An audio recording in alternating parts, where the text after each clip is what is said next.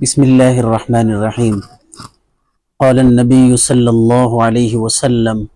من یسر علی معسر یسر اللہ علیہ فی الدنیا والآخرہ۔ اللہ کے نبی صلی اللہ علیہ وسلم نے ارشاد فرمایا، جس نے کسی مشکل میں پڑے شخص کے لیے آسانی پیدا کی، یعنی ایک ایسا شخص ہے جو کسی مشکل میں ہے، پریشانی میں ہے، اور وہ اس کی پریشانی دور کرنے کے لیے آگے بڑھتا ہے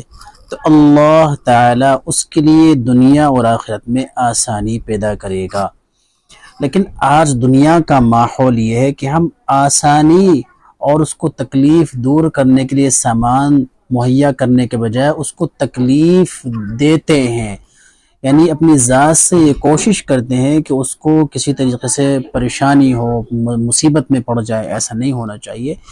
اللہ کے نبی نے فرمایا، جو شخص کسی ایسے شخص کی مدد کرتا ہے، آسانی پیدا کرتا ہے جو پریشانی میں ہے، تو اللہ تعالی دنیا اور آخرت میں اس کے لیے آسانی پیدا کرے گا۔